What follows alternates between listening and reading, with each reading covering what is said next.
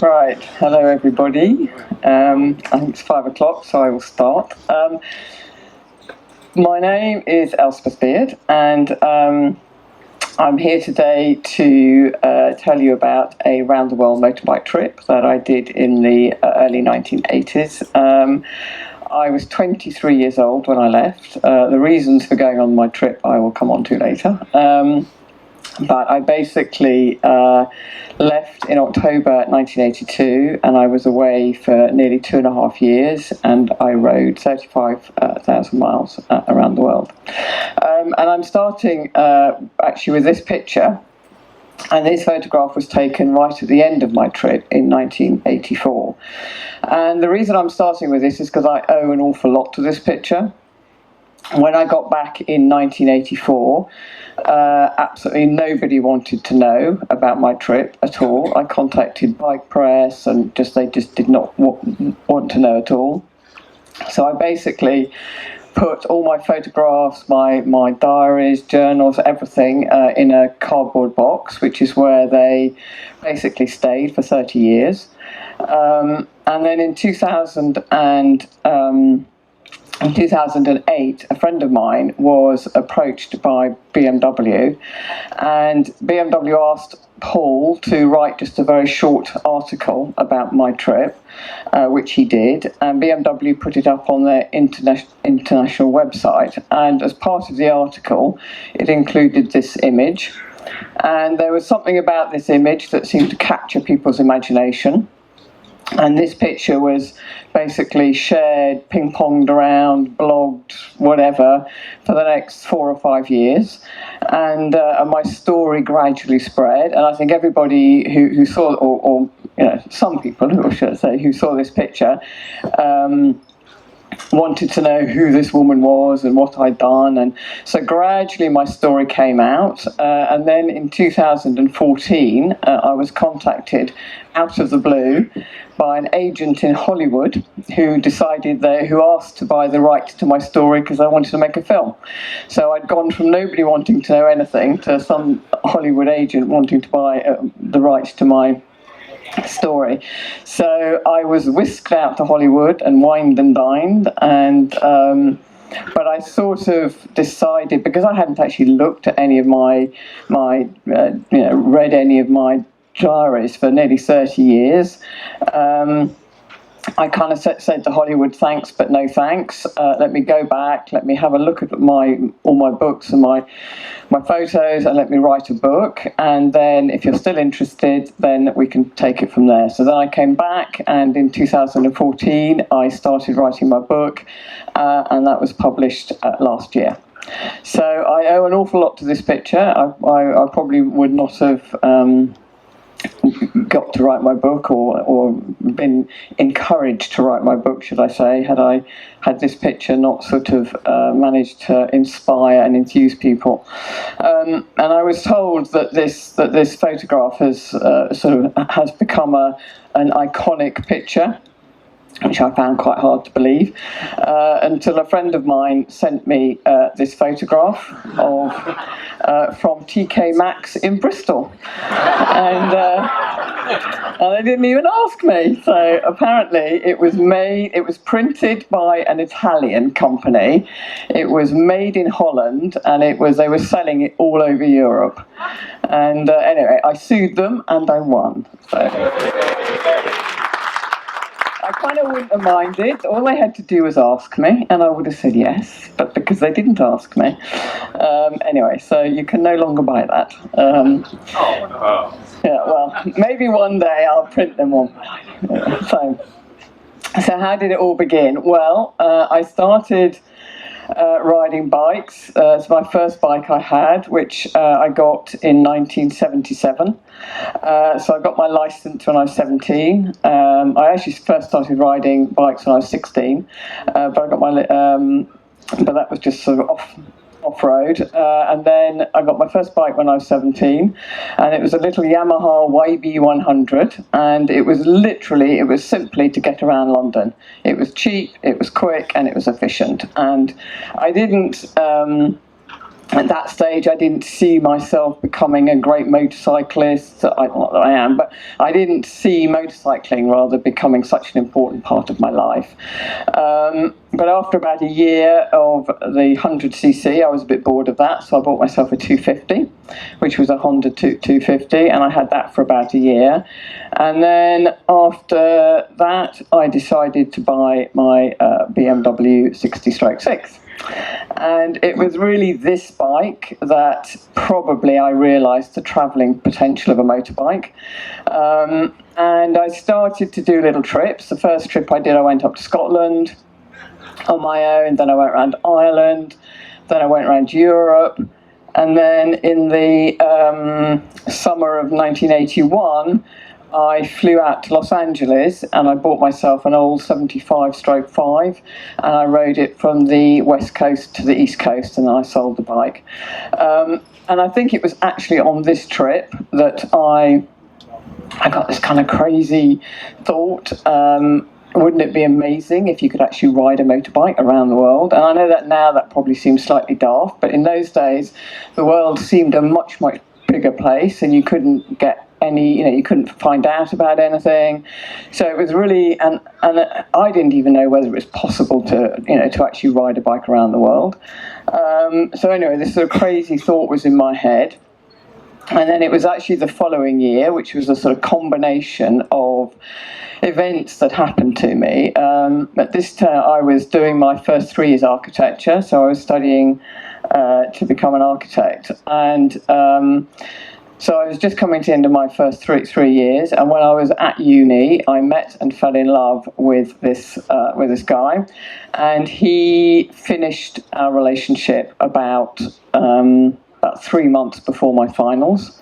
So I found it incredibly difficult to work, and as a consequence, I did really badly in my final exams. So in the summer of '82.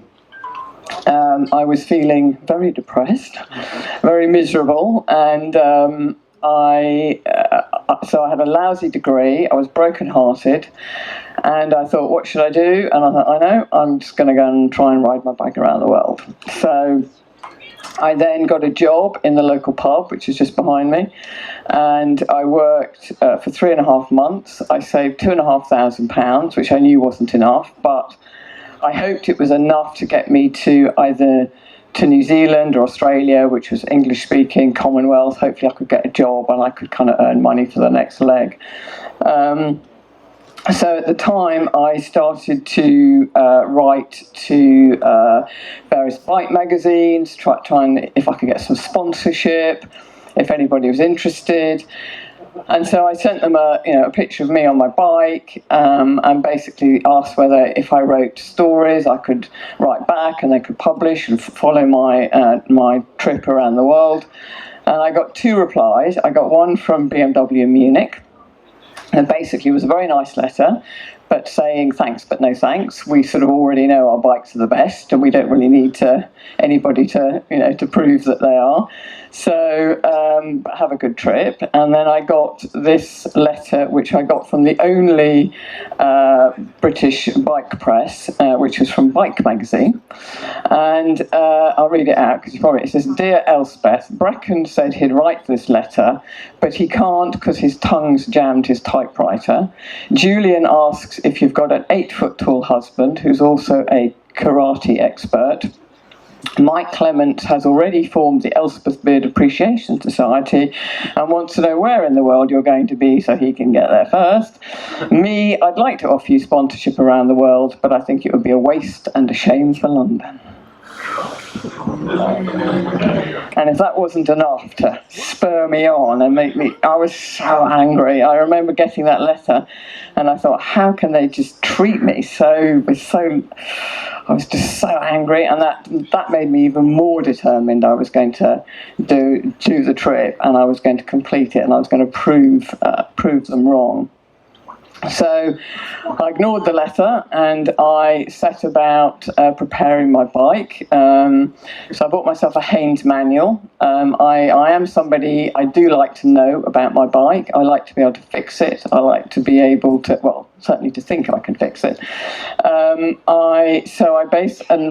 And my bike, when I left, was already 8 years old, and she already had 45,000 miles on her, so she was not a new bike.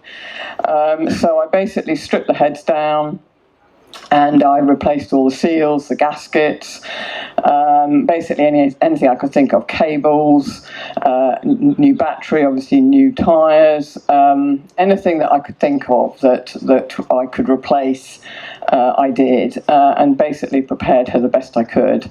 And I bought myself a bigger tank, and so after about 3 months or 4 months, I had prepared my bike, and I shipped it across to New York. And this was my list of spare parts, which I literally just made up. Because of course in those days you couldn't buy books, you couldn't buy books about what to take or anything. So this was literally just a list of spare parts that I just made up while I was fixing my bike or taking her apart and putting her back together again. And actually, I have to say, I pretty much took everything I needed. There wasn't much that, in fact, I don't think there was anything that I wish I had that I didn't have. So that was pretty good. So anyway, the route I took, well, I decided to start basically to head west because I had limited funds, and because I'd been to America the year before, I felt quite confident going across America, and I knew how much it was going to cost me. And I reckoned with the £2,500 that I had, it was enough money to get me to, as I say, either New Zealand or Australia. So I shipped my bike from London to New York, and then I rode up into Canada a bit, down to New Orleans, and across to Los Angeles. I then went to New Zealand, and then I arrived in Sydney. And I arrived in Sydney with $50 left in my pocket. That's all I had. And so I worked in Sydney for 7 months, and then I left Sydney and travelled up the east coast and then to the middle of Australia, down through to Port Augusta, across to Perth, and then shipped it. And then I shipped my bike straight to Singapore while I travelled through Indonesia. And then I travelled up through Singapore, Malaysia, Thailand, and then I had to ride back down to Penang to ship my bike across to India, and then from India I rode up into Nepal, and then around Leh and Ladakh, and then into Pakistan, Iran, Turkey, Greece, Yugoslavia, and back through to Europe to London. So as I said, I did a total of 35,000 miles. This was my parents taking me to the airport, as you see. I was very happy, they were not so happy. My mum did everything she could do to stop me. She actually threatened to disinherit me if I went, but I went anyway. And my dad, well, he was slightly eccentric, my father. So he never said anything. So, but anyway, so they took me to the airport. And I arrived in New York, and then I managed to pick my bike up.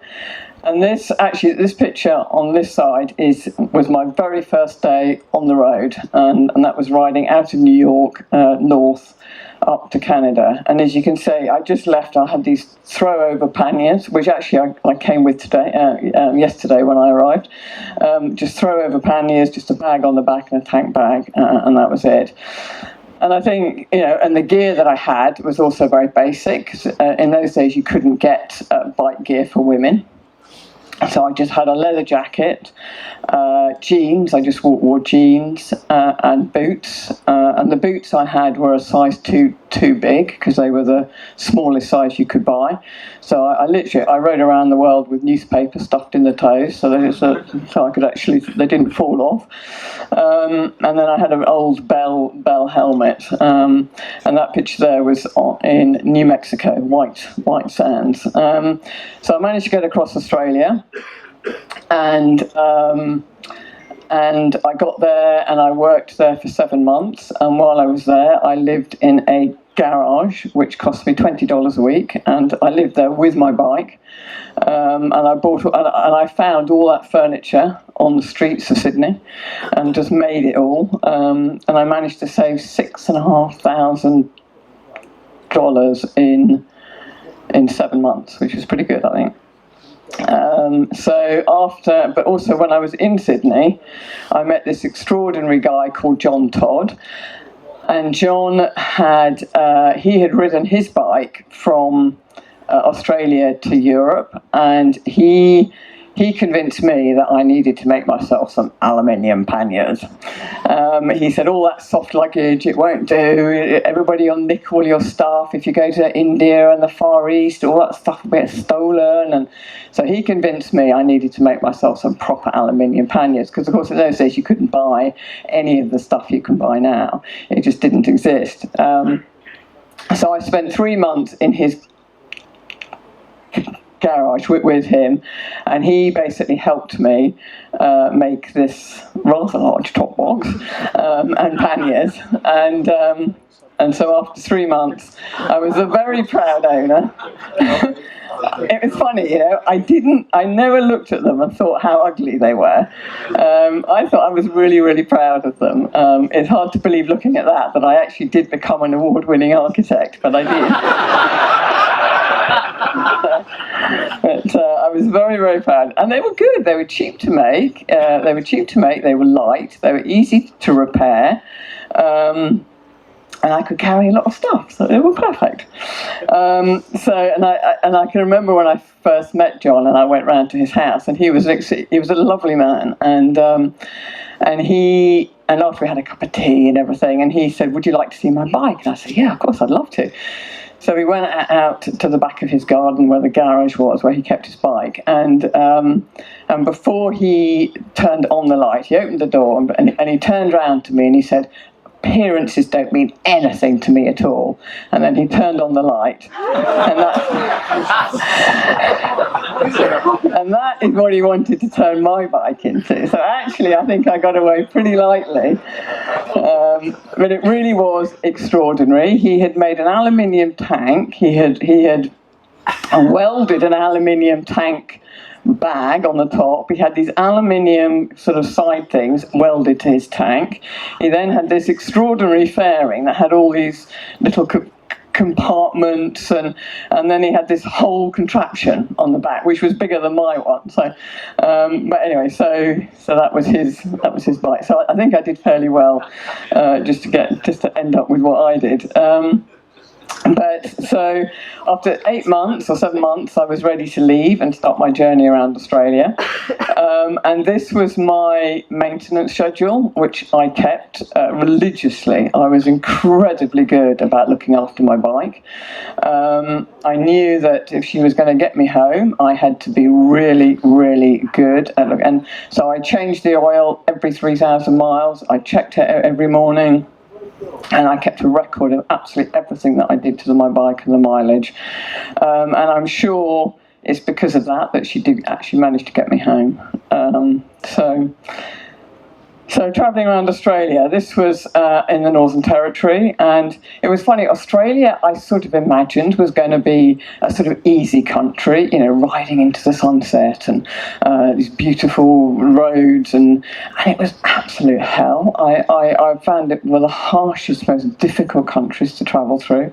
I think it was the heat, it was the flies, it was the dust, it was the road trains, it was floods, I was sent off on these, it seemed that the whole of Queensland was having a major road building thing, and so they would literally send you off into the dirt for like a 100-mile detour. Not just 10, but 100 miles. You'd be sent all around the outback, and then you'd come back and you'd be on a little bit, tarmac for about 10 miles, and then they'd send you off again. And it was knackering, and it was all in 40 degrees, and I'd never ridden off-road before. It was the first time, and so I was riding off-road with this sort of aluminium contraption on the back, which I was still trying to get used to. So I found it really, really tough. And these were the floods in South Australia. This was riding from Alice Springs down to Port Augusta, and they had more rain in one night than they'd had in like 10 years. And that actually seemed to be the story of my whole trip. Wherever I went, it was the wettest or the windiest or the coldest or the hottest or whatever it had been in umpteen years. So, I mean, this is the road, and there was no way I could ride my bike. So I literally put it in the back of the trailer, and I hitched this ride on this road train. I think we took like 4 or 5 days to do 300 miles. And we had to dig this truck out about 3 or 4 times a day. But it was an adventure. Anyway, I finally managed to make it down to Port Augusta, and then I started the long journey across the Nullarbor Plain to Perth, which is about 1,500 miles of that. So it was pretty tedious and pretty boring. And it was actually when I was riding across the Nullarbor, my bike caught fire. I've been riding hundreds and hundreds of miles of that, not seeing a soul or anything. And then all this sort of smoke came from under my tank. I kind of leapt off the bike, and I didn't have a clue what to do. But anyway, it all managed to sort of die down. And I was standing there, I was thinking, oh my God, what the hell am I going to do? And I just looked down the road and I saw this little blue sign and it said auto electrician. Of all the places she chose to break down, it was literally about 200 yards from an auto electrician. So I wheeled my bike down to this place. And what's even more extraordinary, the guy was from Wales and his name was John. And so we were there for 3 days making a whole new wiring loom from my Haynes manual, basically using the Haynes manual. Unfortunately, he only had 2 coloured wires, brown and black. So even to this day, all the wiring from the front end of my bike is just brown and black, which makes trying to find any kind of electrical fault. And electrics is not my forte. I'm good with engines. I can strip engines down. I can rebuild them. But electrics, I just do not get electrics. So anyway, it makes anything on my bike electrical very difficult to find. Anyway, so after I fixed my bike, I got to Perth, and then I shipped my bike from Perth straight to Singapore, and then I travelled overland through Indonesia because it's basically island hopping, and it was really difficult to ship your bike from island to island to island, and it was very expensive. So I then was reunited with my bike in Singapore, and I rode up through Malaysia and into Thailand. And this picture really I just showed to give some idea of what it was like in those days, because these were the sort of road signs. I mean, there was, things weren't written in English. You couldn't get maps. I mean, I spent 3 or 4 days in Bangkok just trying to find a map that had all the place names written in Thai script and in English. So I could, every time I stopped anywhere, I used to match up the squiggles to find out where the hell I was going. And of course, there was no internet, no GPS, and no mobile phones, absolutely nothing like that at all. And these were the sort of maps that I managed to find, and this is what I had to use to find my way around. And actually neither of them is right, but if you kind of mix the two together, you can sort of find your way. But it was, I got lost all the time, but it kind of didn't really matter. And I think, getting lost is all part of the journey, really. I think it's good to get lost. But I managed to make my way right up to the northern part of Thailand, right up to the border with Laos and Vietnam, I think.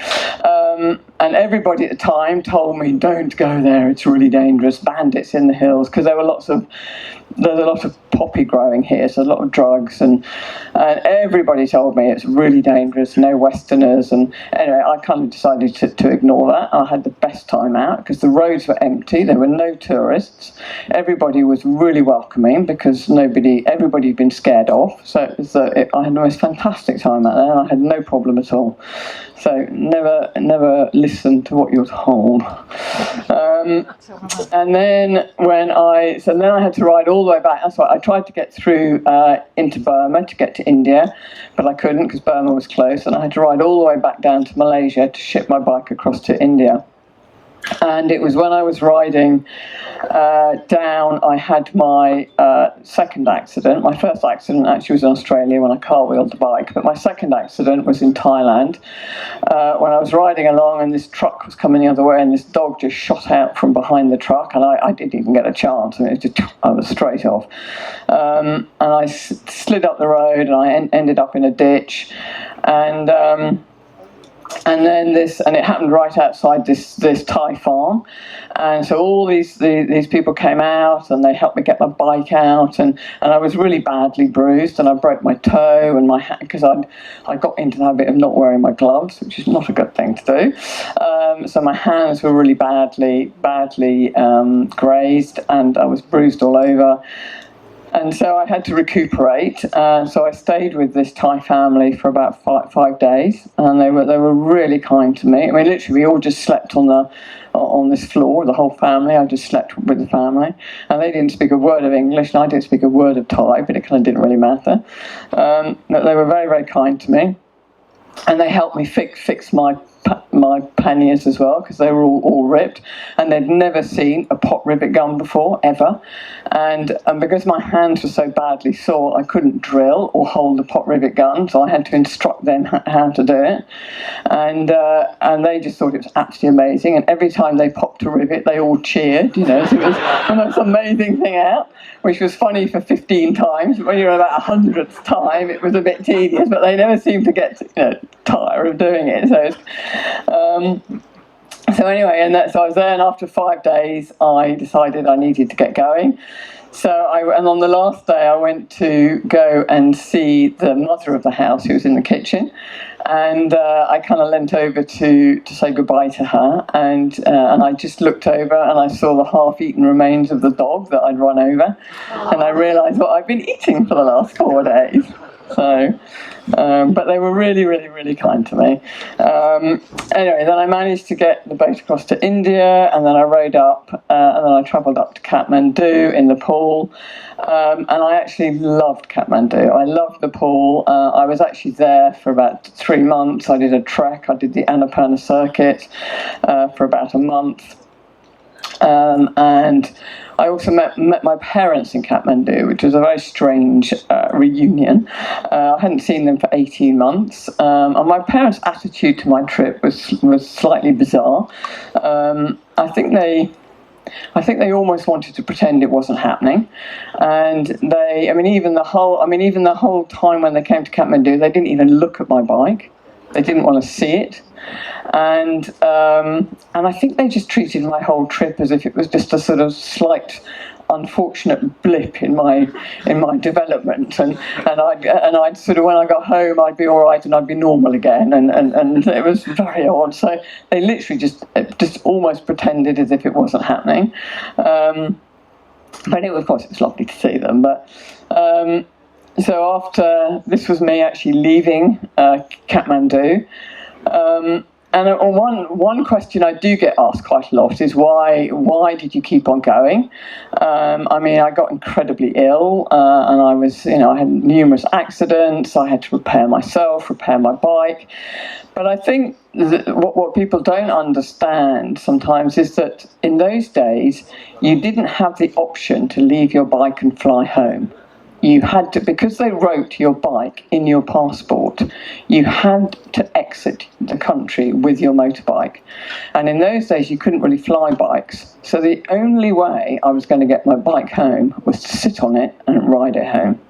And that made that's a big difference to the way people can travel now, where it is possible to do a section and then fly home and then go back and rejoin your bike and do another section. That was not an option for me.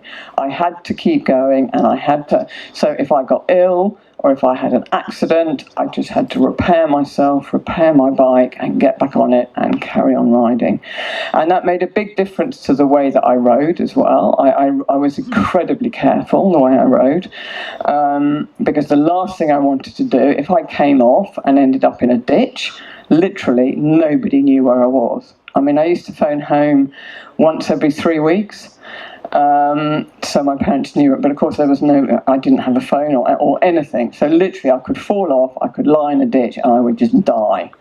So, and that really sharpens your senses as to how you ride and how you think about, yourself and looking after you and looking after your bike all the time. So, but I think the other thing is people obviously ask whether I think it was more dangerous travelling as a woman than it was, and I don't actually think it was. In many ways, I found in a lot of countries travelling as a woman, people actually wanted to protect me. And if I was camping out in some field or something, these people would come out and go, no, come in, and stay with us, or camp in our garden. It's too dangerous out here. And I don't know whether I would have got the same reception had I been a bloke. I've no idea. But I did find, and I think the other advantage that I had, that was when I was actually riding the bike, because so few women rode bikes, big bikes in those days, it was always assumed I was a bloke. And so when I was in my gear with my helmet on, everybody assumed I was a bloke. And so most of the time when I was actually riding my bike, I felt incredibly safe. And then if I needed help, I could just whip my helmet off and smile, and people would come and help me. So you almost got the best of both worlds. So I don't think it was any more dangerous travelling as a woman. I mean, obviously you have to be careful, and I think the way you hold yourself, the way you are, it makes a big difference. I think you can't look scared and frightened. You have to look as if you're on a mission, and then people do tend to leave you alone. When I was in Kathmandu, I met this Dutch guy who was also on a bike. He had emigrated to Australia and decided he didn't want to live there, so he shipped all his stuff home and decided to ride his motorbike. He was on a BMW 80/6 or 7, I can't remember. Anyway, so we met up. We decided to meet up later on in near Agra, and we met up and we started travelling together, and the difference of travelling with somebody else was unbelievable. I think, as Steph was saying last night, when you're travelling alone, one of the nicest things is that you get to make all your own decisions, but also that's one of the hardest things. You have to decide everything. Every decision you make, can be the wrong one or can take you the wrong way, and so it's all on your shoulders. And it's silly things. It's like just having somebody there to look after the bikes if one of you goes to buy food. It's things like if you get ill, you're so ill, you've got nobody to go out and get you food and water. And it's these very, very simple things that when you're travelling alone, it's just much tougher. And when I was with Robert, it suddenly almost became a holiday compared to what I had been, for the first year and a half, 18 months, I was on my own. And so the minute I met Robert, and so we met up in India, and India I did find an extraordinarily difficult country. It was just the curiosity of the people that just starts to it drove me bonkers, to be honest. I mean, every time I stopped, within 3 minutes, I'd have 50 people around me. And when I was with Robert, it was much, much easier. But obviously when I was on my own, and I mean, this was us. Actually, Robert, you can see Robert is, and this was us mending a puncture, and this was literally every single time. And you notice it's all men. In those days, you didn't see many women on the streets in India at all. It's all men. So I did find India extremely exhausting and really, really hard work. And I had a lot of trouble getting out of India. This was a typical morning departure, where literally the word would just spread within seconds, and then everybody would turn up. And it's having that all day, every time you stop. It's not just once in a while. It's just relentless. I mean, I never felt in danger, or I never felt threatened, or anything like that. It was just this constant staring, and they don't really understand giving you sort of keeping their distance at all. It's, they don't understand a sort of private space, and so they were all kind of right up like this, and it just really, really starts to to take its toll. Well, on me it did anyway. And by this time, I'd been on the road for a year and a half or 2 years, and I was tired, But we managed to escape and we managed to get up to Leh and Ladakh, which was actually my favourite part of the whole journey. I absolutely loved it there. It was empty, mountains, beautiful, and nobody there. And this was also where Robert and I fell in love, so that was very nice. So I left London broken-hearted, and I returned in love. So that was good. So this was we sort of rode to Leh, and so it was just amazing. And then we rode back down to the Punjab, and then we had a lot of trouble getting out of the Punjab, but that's a very long story. But we were sent back to Delhi and back to get a permit that didn't exist, and blah, blah, blah. Anyway, so we finally managed to talk our way out of India, which took nearly 2 months. And then we entered Pakistan. And this was a very, very momentous occasion, because this was the very first road sign where I saw London. And it was only 9,476 kilometres to go. So I felt as if I was nearly home. So then we had to ride through the deserts of western Pakistan, and that was quite a tough part of the journey as well. Basically, there wasn't really a road, because the main overland route had been through Afghanistan, and the Russians had invaded, so that was suddenly just sort of closed off. So this kind of makeshift route just kind of appeared across the desert, and you just had to follow tracks and try and work your way across. And I didn't even have a compass; it was ridiculous, really. But we just followed telegraph poles and tracks, and we just kind of tried to see where everybody else was sort of heading.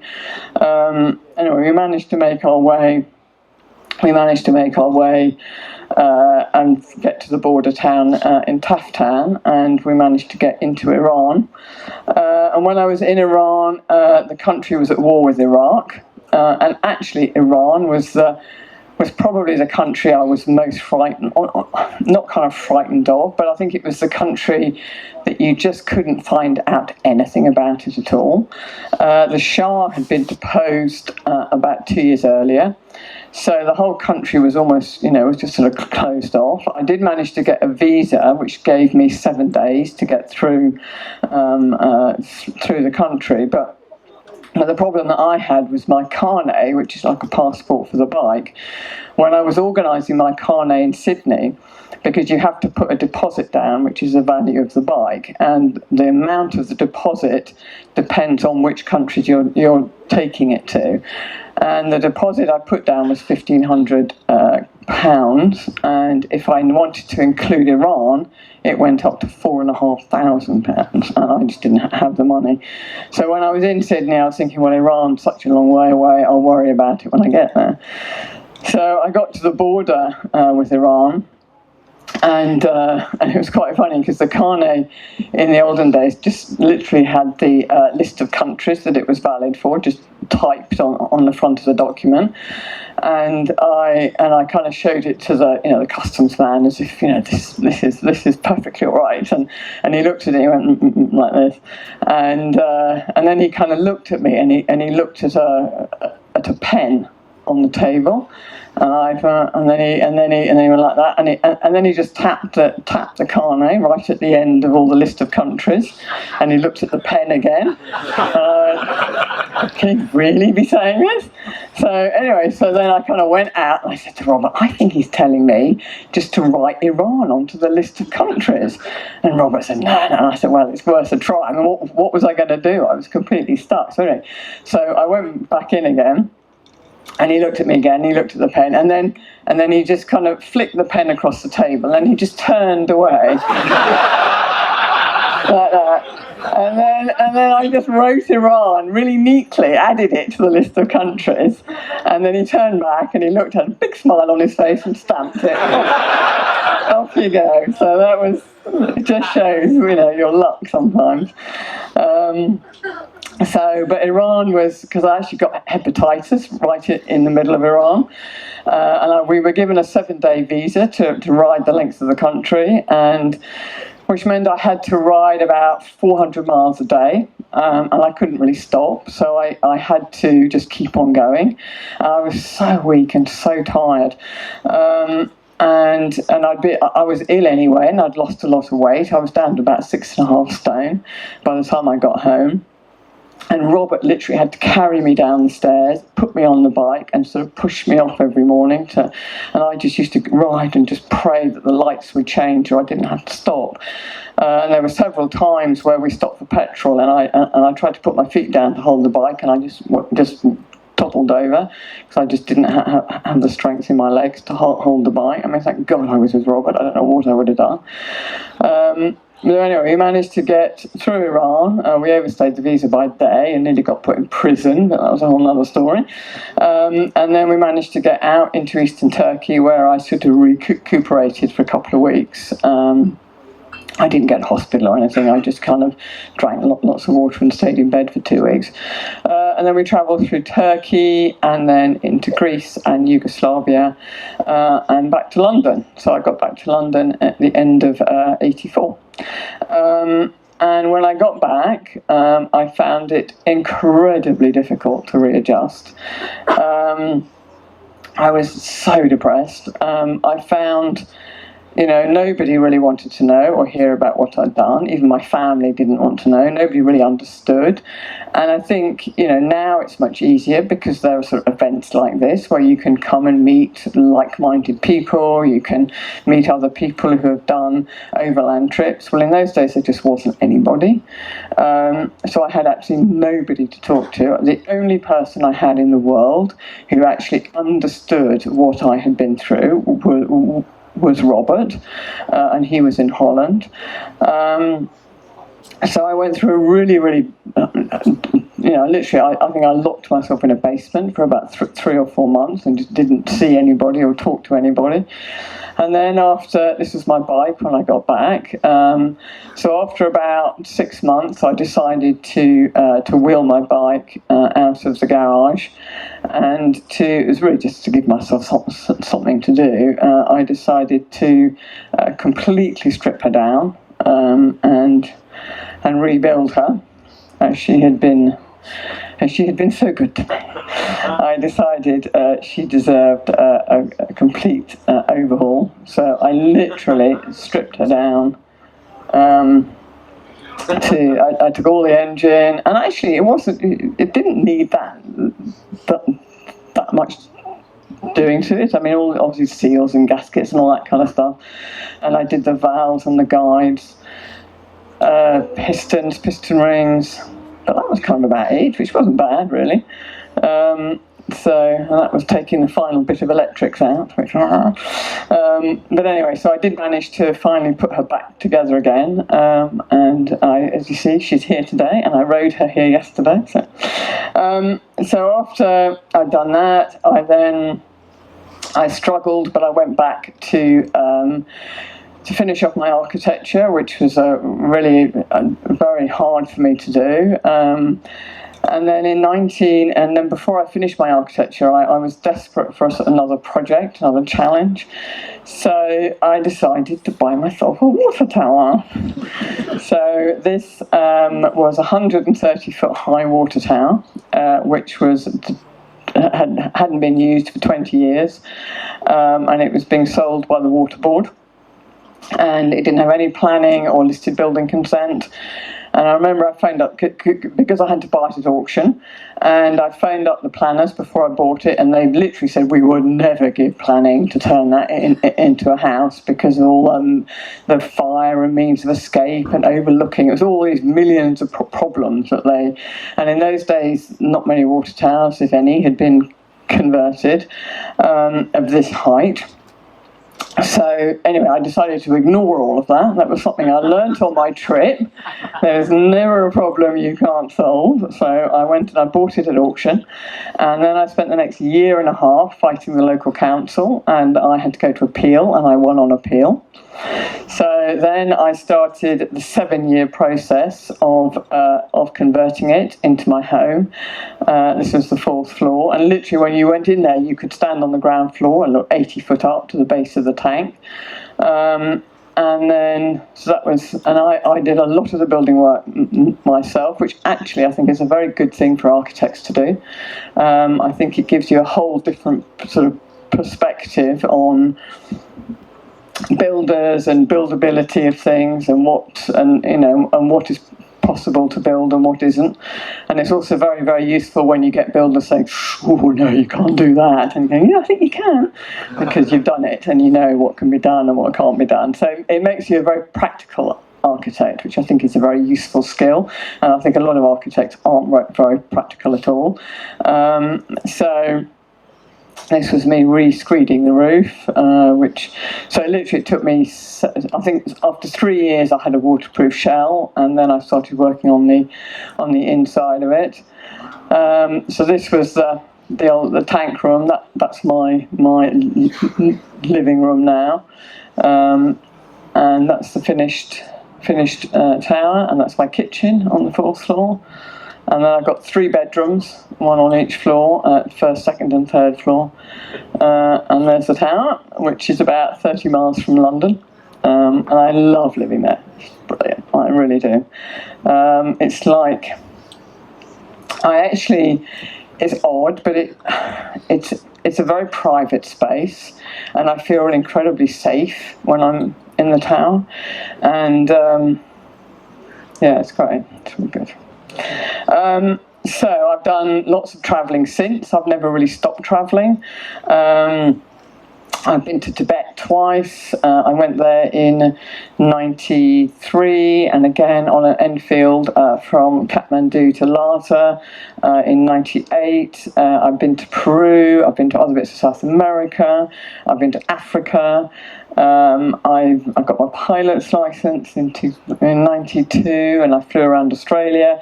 So I think the trip made me actually quite a restless person, which in some ways is not good. But I find it very hard to sit still, and I always kind of need another project to be doing. And 2.5 years ago, I bought this ruin in Italy with a chapel, and I've been fighting with Italian builders for 2.5 years. So that's my latest project. This is oh no, what have I done?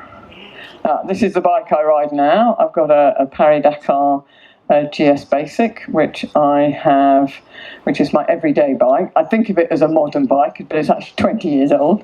It's got about 80,000 on it at the moment, but I love it. I absolutely love it. It's an old, obviously I can fix it myself, which is what I like. I don't like all these modern bikes that you're not supposed to touch or do, or you plug into a computer. And I just like the basic engine that I can work on. Anyway, and this is the final picture, which is basically my bike, which you had to get back together, and the tower, and that's it. So thank you very much.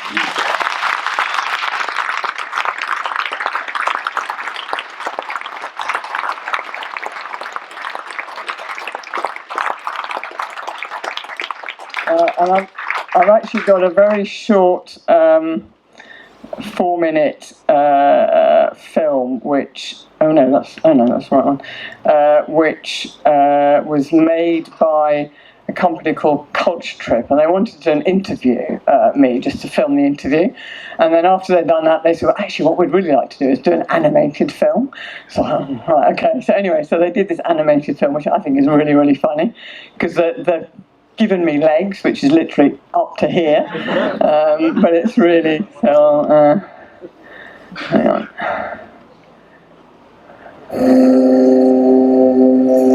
When I was on my bike, it did give me an amazing sense of freedom. And nobody could touch me and nobody could stop me. It just sort of empowered me. My name is Elspeth Beard, and I'm the first British woman to go around the world on a motorbike. When I was 23, I rode my bike around the world for just over 2 years. I left in 1982, travelling 35,000 miles through 20 countries. That's, I mean, ridiculous length. It didn't occur to anybody for a second that it would be a woman riding a bike. So when I was actually riding the bike and I was fully dressed in all my gear, I felt quite safe. Australia was so weird. In the outback, I would ride for sort of 300 or 400 miles with nothing. You'd come to a roadhouse and you'd walk into this bar, and literally it was like a sort of scene from a film. You know, everybody would just kind of stop dead and all turn around and look at you. And in some places they didn't even serve me, so I'd go outside and drink water from a tap.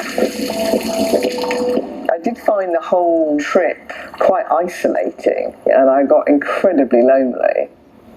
I would pick up mail every 3 months, and that was the only contact I had with home and friends and family. But then it was great. I'd rush to the post office. It was a really, I used to love it. And I'd get this whole stack of letters, and I'd get like 3 months news, and I'd go somewhere and I'd sit there for hours just reading through all this, savouring all of the news. One of the travellers that I met was a Dutch guy called Robert. It suddenly became almost a holiday from what it had been when I was travelling on my own. We met in Kathmandu. We travelled together through Rajasthan, up through Kashmir, Leh and Ladakh. And it was actually up in Kashmir that we fell in love.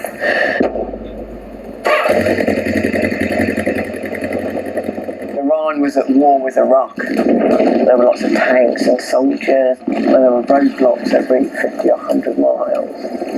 And we had this ridiculous situation where we'd changed dollars on the black market. We got 5.5 times what we would have got. But we would go to these Western hotels and we'd be shooed out of the door. No, you can't stay here. As if they were frightened that we would be seen. And a lot of the time we would be sleeping on the side of the road. Some countries I couldn't even get maps for because they just didn't exist. I used to have to go to these kind of tourist places and just get little local maps, and I had to kind of join them all up so I could kind of work out where the hell I was trying to go. Getting lost and finding your way again is part of the adventure. Whereas if you are following a red line on a screen, all those opportunities don't exist. They're sort of taken away. The trip completely changed me as a person. Completely. You really are pushed to the absolute limit, and it makes you grow. It just makes you stronger, and you can take anything on.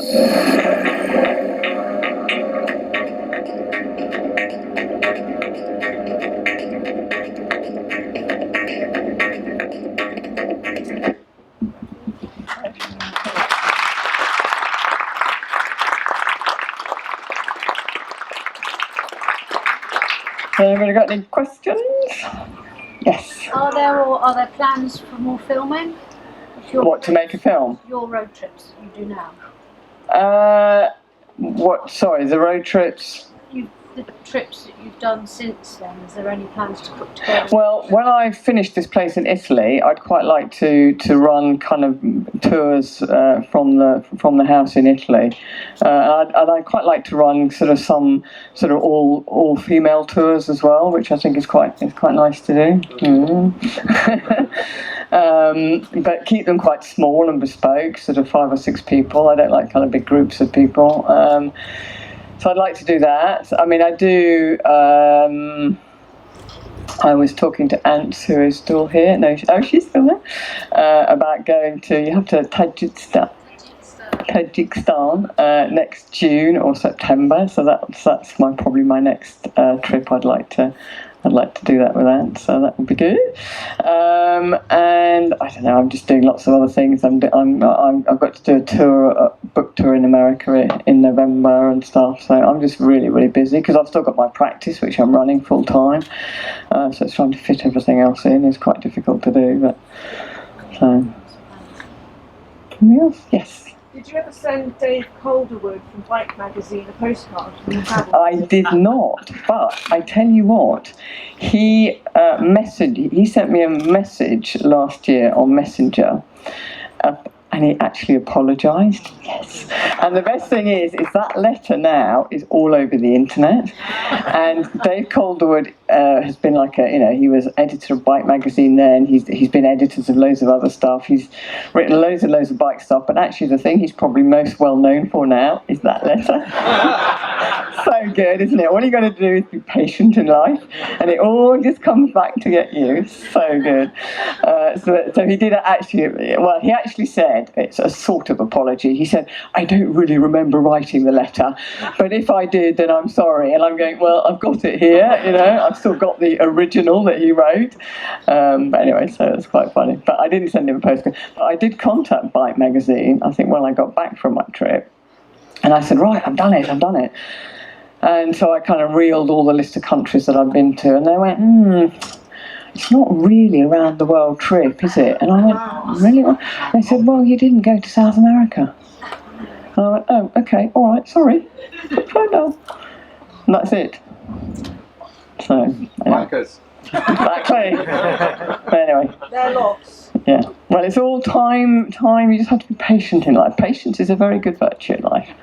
Yes. So the Hollywood movie, is that? Well, I did have an options agreement with a Hollywood producer, but I managed to get out of it because I decided I wanted to have it made in the UK. I wanted a British production. So I am now at the moment negotiating with a production company here.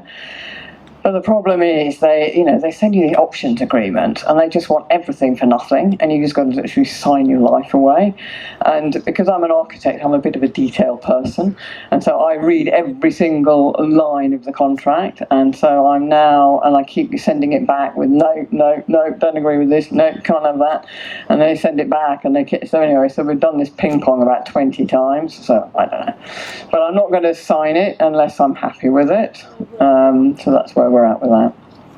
Yes. So, what happened to Robert then? Oh, you'll have to read the book. I'm sorry.